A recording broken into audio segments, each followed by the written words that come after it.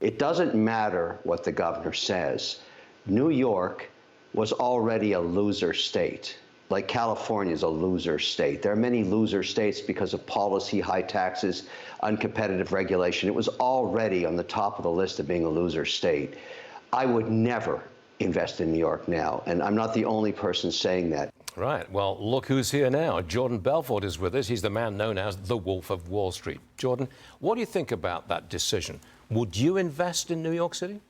Well, it's a little bit more nuanced, my position. So as a New Yorker born and bred, it's sad because I think he's right that there are things that are happening and have been happening in New York to make it a so-called loser state financially, high taxes, the exodus because of that and so forth. But I think that here's the deal. If you're on the right, and, you want to be vocal about it, you really should be very careful before you invest in New York State. Oh, on the right politically? Right, politically, right? On the right side, because, they're obviously coming after you. Now, I think that keeps ratcheting up. If you want to be on the right and vocal about it, then you really should not invest. And if you want to run for office on the right, then get out and never look back. Forget about it. I think but if you're on the left, I think, hey, there might be other pressures driving prices down because people on the right are going to be very hesitant. But you got to be really, if you're on the right side of the aisle politically, this is weaponizing, justice. It's obvious and everyone knows it. So it's patently ridiculous. So you're saying flat out, the courts in New York City are heavily politicized against people who are conservative. Well, I'm hoping that when it gets to the appeals court, this gets overturned because it's just so ridiculous in every way. But yes, at this level, obviously politicized. And nobody lost any money. No one lost money. The banks made money. Everybody made money. It's just honestly, and even the amount is just bears no relation to anything that sembles reality. So it's patently ridiculous. He's got to come up with $450 million in 30 days, and no bank that does business in New York can lend him the money. Right. Every bank does business in New York. Yeah, he'll find the money. I have no doubt he's not going to sit and let them take his property. So he'll find the money somehow, and he's going to win at some either here or at the Supreme Court because the whole thing is utterly ridiculous. And he keeps going up in the polls because everyone knows how ridiculous it is. So these attacks, whether it's from here, whether it's in Georgia, anywhere else, they make him stronger. He's a tough guy for sure. He is. I'm going to change the subject, Jordan. You made a video recently saying children, youngsters, should be taught financial literacy in middle school.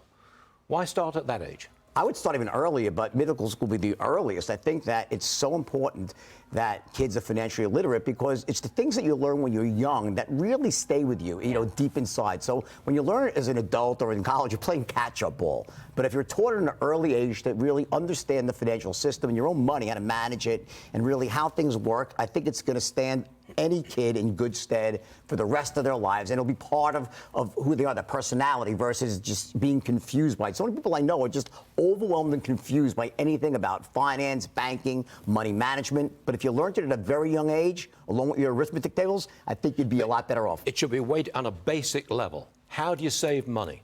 How do you make a budget? Exactly. How do you organize spending? What is a credit score? And also the importance of good credit. Exactly. I think these things are mission critical because you see so many people as adults that are just lost. They're overwhelmed by it. And it's really not that complicated. But when you learn it young, and it's like, it's building blocks. So you learn the basics when you're young, and as you get older, you keep adding on to that. And by the time you're an adult, it's second nature. I was about to say maybe tell the kids how to organize their checkbook. But people don't have checkbooks these days, do they? They don't have them.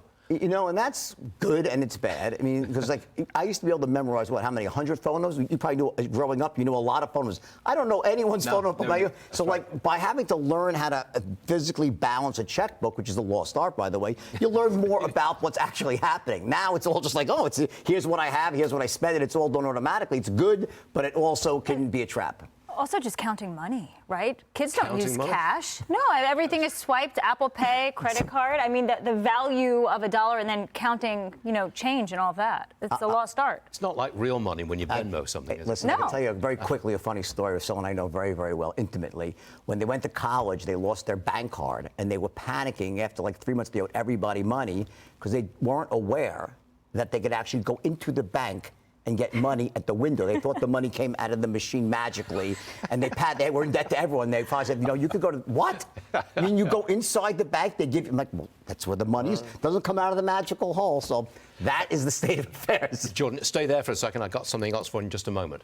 We've got a new report, and it shows going to school, going to college, might not be worth it. Some high school grads are out-earning people who enroll in higher education. Give me some numbers, Lauren. It's depressing. So the study was done for 10 years after enrolling in college. 1 in 4 of those college attendees made less than those who graduated from high school, meaning the income was less than $32,000 a year. In fact, 8% earned less than $22,000 a year. I'm using the word enroll. It's not a graduate. Fewer kids are graduating college. 64% of students have actually graduated with a 4-year degree. 64%, that's it. Meaning 2/3 of kids are saddled with debt and no degree. I used to think the better the school you go to, the better the job you get, which usually equates to higher earnings. Jordan, I get the impression that the value of higher education is coming down. Certainly so, but it also depends on what you're studying. So, for example, if you want to be a professional, a doctor, a lawyer, an accountant, or something that really requires a degree, then, yeah, you should go to college and you should try to go to the best school you can and make the most of it. But for all these other sort of softer subjects, like, I don't know, gender studies and all this other stuff. Like, I mean, what are you going to do with that stuff, honestly? So I think it's a complete waste. People about it's gender a complete studies. waste of time. So I'd much rather see one of my kids. They weren't going to the world professionally. No reason to go to college. For me, when I was growing up, it was a social experience too, which was great. But that social experience now has gone down the tube, basically. That's very true. Right? That's so very true. You kind of get brainwashed in a very negative way, in my opinion, right? By going to college. So unless you need it for your career, you want to be a professional, I would avoid it like the plague. Wow. I think your opinion resonates with our viewers, frankly. Jordan Belfort, you're all right. Thanks for joining us, man. My pleasure.